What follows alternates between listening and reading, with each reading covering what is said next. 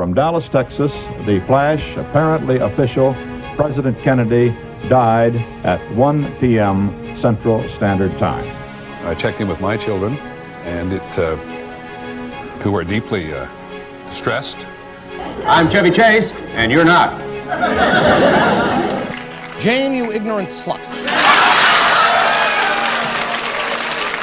Cassius was right. The fault, dear Brutus, is not in our stars, but in ourselves. Good night, and good luck.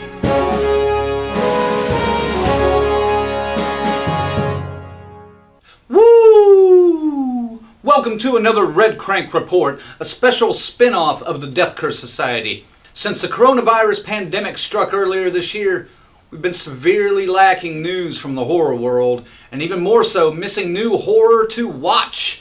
The next week seems to be looking up, though, with 3 big releases coming to the small screen near you. I have 3 trailers for you to check out, including You Should Have Left, Nosferatu Season 2, and the 2nd season of the Twilight Zone. Let's dive in right now with You Should Have Left, starring Kevin Bacon and Amanda Seyfried. Come away with me. If I don't get out of here for a while, I think I'm gonna go nuts. I love you so much. It's just the 3 of us. Just you and me and Ella. Daddy, because you're old, you'll die before Mommy, right? Hey, not that old. It's so beautiful! Wow. I love this. Wait. What? Listen. Be quiet.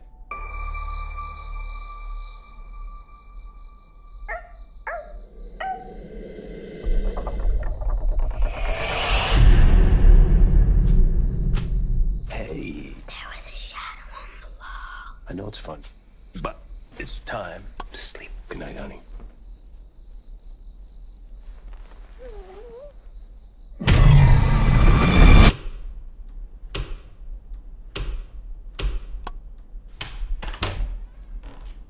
Jesus, you got enough switches? Does this wall look right to you? What are you doing? 26 feet. 21. This room is 5 feet longer on the inside than it is on the outside. How does that work? It doesn't. Anything happened yet? Ella! You chose this place, not me. You sent me the link. I absolutely did not. You sent it to me. Somebody wrote in my journal. Do you like it here? No. Do you? I hate it. Hello?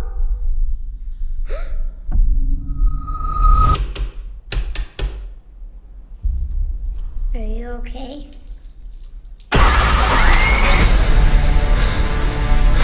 What is this place? There was a different house before that one. What sort of house? Why do people hate Daddy so much?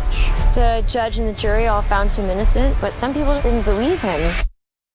The house shows me. He must be guilty of something.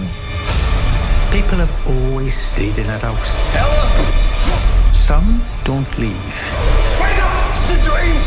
The right ones usually find the place. Or maybe it's the other way round. The place finds them.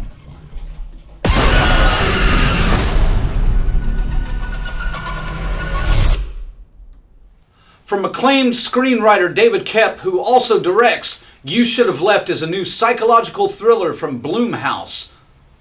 Uh-oh. Not Blumhouse. And it's about a house. Oh no. Could it be? No. Bacon and Seyfried, both making their return to the horror genre, star as a couple seeking a restful vacation, only to discover that secrets demand a reckoning and travel with you. In this terrifying, mind-twisting tale, a father fights desperately to save his family from a beautiful home that refuses to let them leave. The film is based on the novel by best-selling German literary sensation Daniel Kellman. Bacon, who has most recently been seen in the horror thriller The Darkness, is also a veteran of the genre, having starred in the following: Hollow Man, Stir of Echoes, Flatliners, Tremors, and of course the original Friday the 13th. He stars as Theo Conroy, a successful middle-aged man whose marriage to his much younger actress wife, Susanna, is shredding at the seams, frayed by her secretiveness, his jealousy, and the shadow of his past. Seyfried plays the role of Susanna and returns to the genre following roles in Twin Peaks, Gone, and Jennifer's Body. In an effort to repair their relationship, Theo and Susanna book a vacation at a stunning, remote, modern home in the Welsh countryside for themselves and their 6-year-old daughter, Ella, played by Avery Essex, making her feature film debut. What at first seems like a perfect retreat distorts into a perfect nightmare when Theo's grasp on reality begins to unravel, and he suspects a sinister force within the house knows more than he or Susanna have revealed, even to each other. There's a lot to decompress in this trailer, but first I want to talk about the screenwriter and director David Koepp, one of my favorite writers working today in films. He's worked on multiple projects that you would like: Stir of Echoes with Kevin Bacon, Secret Window, Panic Room, Jurassic Park, The Lost World. And then some of my older favorites: Snake Eyes, Bad Influence, and The Paper. A lot of you have probably never seen The Paper, and that's fine. I'm an old newspaper guy. I love movies about newspapers and the inner workings of them. It's a good movie. Michael Keaton, Glenn Close, huge cast, boom, fun stuff. Check it out. 1994, I think. Check it out. So David Koepp is one of my favorite writers. I always grasp on to most of his films because of the way they're written and because of the story that's being told. His directing style is a little bit different as well, and he always tries to throw some little visual twist into his directing style that I'm looking forward to see what he does with this one.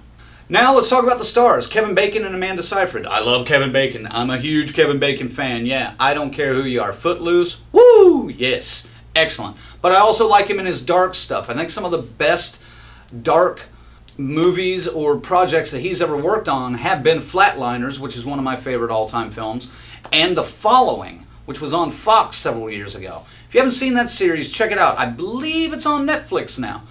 I want to watch it again just because I miss Kevin Bacon in that kind of role. Kevin Bacon always plays somebody that has a secret or some past that he doesn't really talk too much about. This movie seems about the same way. We know he's got some past issues going on. We know there's a fractured marriage that's, about to be either broken wide open or brought together completely, one way or the other. Normally in a horror film it's just broken wide open, and that's just the case. But Kevin Bacon always plays those kind of roles very well, and I'm looking forward to seeing what he does with this. Amanda Seyfried, she's just hot. Yeah, that's it. And she's a good actress too, don't get me wrong. I'm not the biggest fan of like the Mamma Mia stuff and Mean Girls and things like that, but she's a good actress. I'm interested to see the two of these characters and actors work together though. I'm not sure the connection will be there, but I almost don't think you want the connection to be there, especially if there's a fractured family dynamic going on. You almost want them to bat each other's heads together somehow. So that could be an interesting dynamic that I hope David Koepp was able to capture on film. Finally, let me talk about Blumhouse for a minute, because honestly, Blumhouse is either hit or miss with me. I either really dig their stuff or I hate their shit. Now, I'm hoping David Koepp, Kevin Bacon, Amanda Seyfried, these three components help build up what this story can be for You Should Have Left, rather than Blumhouse come in and fuck it all up with whatever they do that pisses me off. Anyway, best of luck. Other than that, the story of the movie looks kind of similar to stuff we've seen before, I will admit. They go on a vacation to just this abandoned house and try to escape from their real world problems, but those problems follow them, in their heads mostly, along with other mysterious goings on that happen at the house. The house seems to have a past of some sort, which is mentioned in the trailer. Obviously, Kevin Bacon's character, Theo, has a past of some sort that he's trying to escape. It sounds like he was accused of a crime, but the jury let him off and he's a free man. What was the crime? Was it murder? Was it something more nefarious? There's not much more nefarious than murder, but, you know. What was it? Now we got to find out. We got to watch the movie and find out.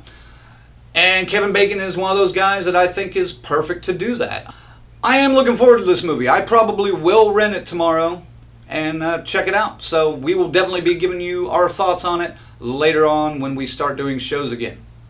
You Should Have Left drops on video on demand Thursday, June 18th. Debuting Sunday, June 21st on AMC, Father's Day. Happy Father's Day, by the way, everybody. Nosferatu returns with Season 2. Check out the trailer.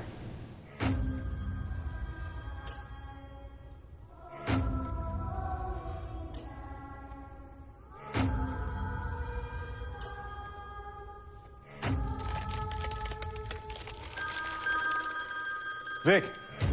I've made a lot of terrible mistakes in my life, and shacking up with you was just not one of them. Mom, who's Charlie Manx? What did you just say? Charlie Manx. He's on the TV. Charlie Manx resigned today in his prison hospital bed. I'm the one who's supposed to kill him. Your towel said so, Maggie. My tiles said you'd find him. I didn't finish the job. Wait. Rain!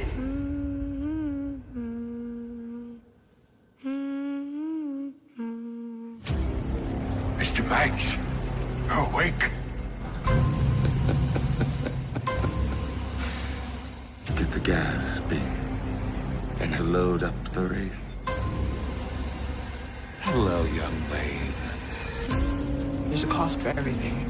I'm just trying to protect my son. He knows where we are, Vic. I'm gonna kill him once and for all. It's time for you to close your eyes and dream of Christmas Land.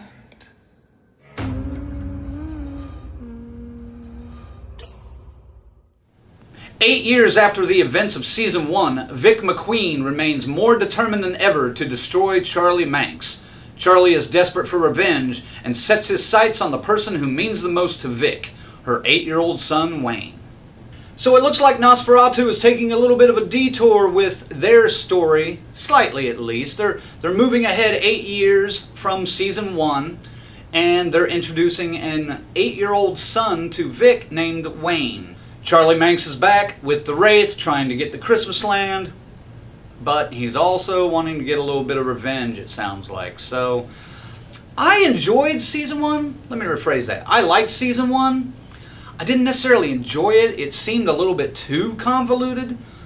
But I am curious to see what they do with this second season. This show, I believe, was originally set to only be 3 seasons. That's what they originally intended for this. So this should be like the middle act of a 3-act structure with a 3-season storyline. And I'm curious to see what they do.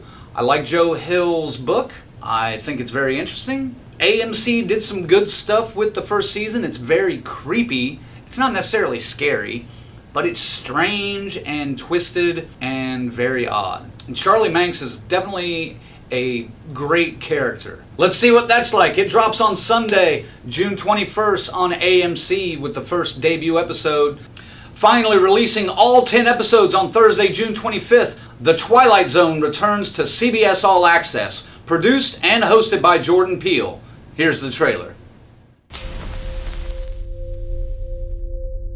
Okay, so what do we do here? Okay, let's try this. What do you see?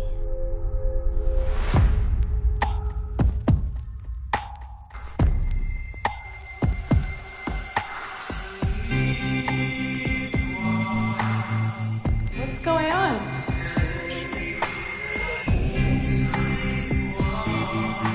It's just some world maintenance. What are we supposed to do?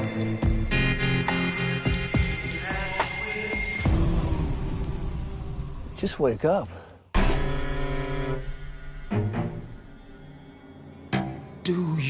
know who you are.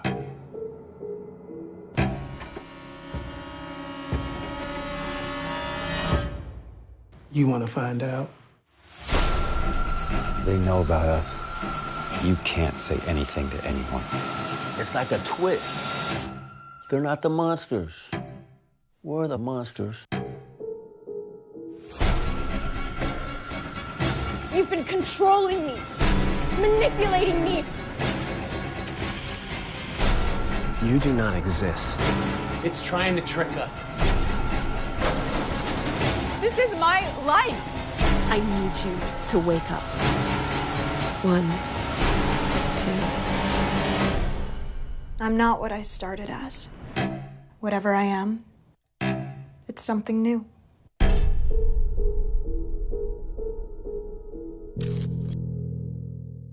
The sophomore installment of the anthology will dive further into socially conscious storytelling with introspective episodes that take the audience to another dimension of sight and sound, but also mind. The guest cast for Season 2 includes Morena Baccarin, Kylie Bunbury, Jenna Elfman, Ethan Embry, Sky Ferreira, Tavi Gavinson, Topher Grace, Tony Hale, Jillian Jacobs, David Krumholtz, Thomas Lennon, Sophia Macy, Natalie Martinez, Joel McHale, Chris Maloney, Gretchen Mall, Paula Newsome, Billy Porter, Jimmy Simpson, Journey Smollett, Daniel Sanjata, Damon Wayans Jr., and others. Okay, I'll be honest. I think I was the only one of the 3 Death Curse Society hosts that really loved the Twilight Zone last year. I think Jordan Peele did a great job of reintroducing the Twilight Zone universe and bringing in new socially conscious topics to be underneath the surface of the stories he was trying to tell. I thought it was a great way to do it, and if you haven't seen Season 1, I highly recommend it. The way they tie it all together in the final episode, beautiful. When you see that last episode, it makes you want to go back and watch the others again just to see what you think you might have missed, and you did miss some stuff. Some of the cast highlights that really stand out to me are Christopher Maloney from Law & Order SVU fame. I loved him as Stabler. I'm also very interested to see Jillian Jacobs and Joel McHale from the Community show. I doubt they're in the same episode, but it'd be really cool if they were, just to partner back up again. I've been a big Joel McHale fan for decades now, ever since his time on The Soup, and I'm interested to see what he can do with a somewhat serious role, probably, in this show. I mean, you can have a little humor in this show, but the topics are serious.